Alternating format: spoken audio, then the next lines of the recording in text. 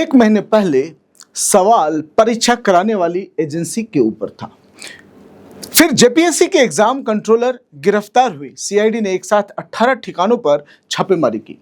पूर्व chairman L Khiangte से एक बार नहीं बल्कि 4 बार पूछताछ हुई और फिर आया 10 अगस्त 2026 यानी बीती हुई कल।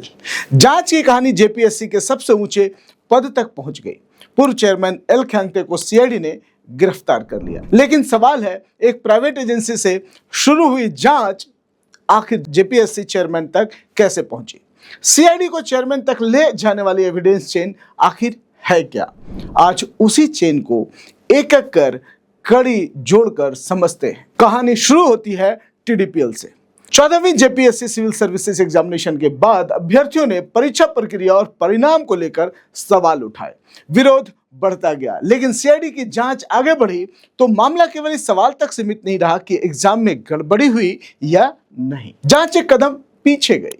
सवाल हुआ, जिस प्राइवेट एजेंसी के हाथ में परीक्षा कराने की जिम्मेदारी थी, आखिर उस एजेंसी को चुना कैसे गया था? और यही कहानी में एक नाम महत्वपूर्ण हो जाता है, TSR data processing private limited यानी कि टीडीपीएल। एजेंसी से चेयरमैन तक जेपीएससी केस की इन्वेस्टिगेशन चेन में यह कड़ी महत्वपूर्ण है और यही टीडीपीएल जांच के केंद्र में आ गई। इंडिया टुडे के मुताबिक सीआईडी इस बात की जांच कर रही थी कि ऐसी कंपनी जिसे पहले ब्लैकलिस्टेड बताया गया, उसे 14वीं जेपीएससी सिविल सर्विसेज एग्जामिनेशन के संचालन के लिए इम्पैनल कैसे किया गया। द प्रिंट ने इससे भी गंभीर जानकारी रिपोर्ट की।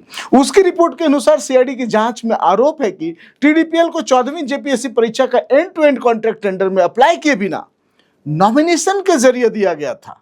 यानी सवाल अब कैंडिडेट्स के मार्क्स से निकलकर टेंडर, एजेंसी सिलेक्शन और डिसीजन मेकिंग तक 22 जुलाई 2026 सीआईडी ने मामला दर्ज किया। इसी दौरान जेपीएससी चेयरमैन एल ख्यांगते ने पद छोड़ दिया।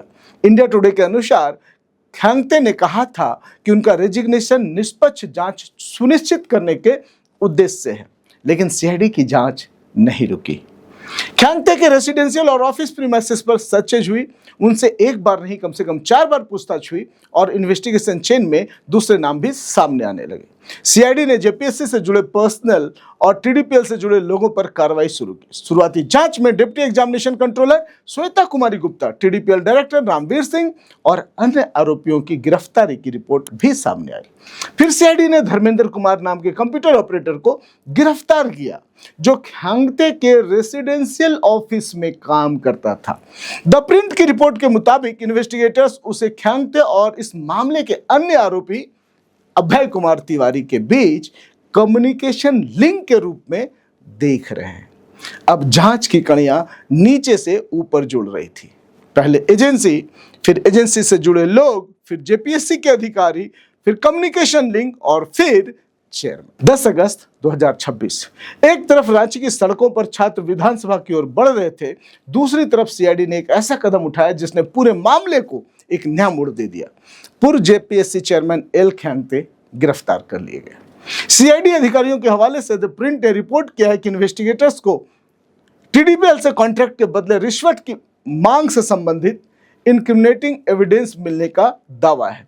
रिपोर्ट में 2 करोड़ तथा बिलिंग के प्रतिशत से जुड़ी कथित डील का भी उल्लेख है, लेकिन यह अभी जांच के दायरे में सिर्फ आरोप है, न्यायालय में सिद्ध तथ्य नहीं। और यही डिस्टिंक्शन सबसे महत्वपूर्ण है।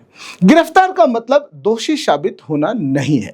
ख्यांगते या अन्य आरोपियों की आपराधिक जिम्मेदारी अंततः एविडेंस, इन्वेस्टिगेशन और न्यायिक प्रक्रिया से तय होगी। लेकिन इस पूरी कहानी ने झारखंड के सामने एक बहुत बड़ा इंस्टीट्यूशनल सवाल जरूर रख दिया है। अगर किसी सरकारी भर्ती परीक्षा में टेक्नोलॉजी और ऑपरेशंस के लिए प्राइवेट एजेंसी रखी जाती है, तो उस एजेंसी का सिलेक्शन कौन करता है? उसका बैकग्राउंड कौन जांचता है? टेंडर और वर्क ऑर्डर को कौन अप्रूव करता है? उसके काम की मॉनिटरिंग कौन करता है? और अगर एजेंसी के स्तर पर गड़बड़ी का आरोप लगे तो अकाउंटेबिलिटी आखिर कहां तक जाती है? कंप्यूटर ऑपरेटर तक, एग्जाम कंट्रोलर तक, एजेंसी डायरेक्टर तक, या उस व्यक्ति तक भी जिसके हस्ताक्षर से व्यवस्था चलती है। जेपीएससी मामले में सीआईडी की इन्वेस्टिगेशन चेन फिलहाल एजेंसी से चलते हुए चेयरमैन तक पहुंच चुकी है। लेकिन शायद इस कहानी का सबसे महत्वपूर्ण सवाल अभी बाकी है। क्या चेयरमैन इस चेन की आखिरी कड़ी है, या जांच अभी और ऊपर और पीछे और गहराई तक जाएगी? यानी यही आने वाले दिनों में तय करेगा यह सिर्फ एक परीक्षा की कहानी थी या झारखंड की रिक्रूटमेंट व्यवस्था के भीतर छिपी किसी बड़े इंस्टीट्यूशनल फेल्योर की कहानी। आप देख रहे हैं द स्पीकिंग झारखंड और मैं अमित मोदी। आप सारे दोस्तों से मैं गुजारिश करूंगा कि अगर हमारा ये स्टोरी आपको कनेक्ट करता है, पसंद आता है, तो प्लीज हमारे चैनल को सब्सक्राइब करें, दोस्तों को फॉरवर्ड करें और आपके कमेंट का एज यूजुअल हमें इंतजार रहेगा। धन्यवाद।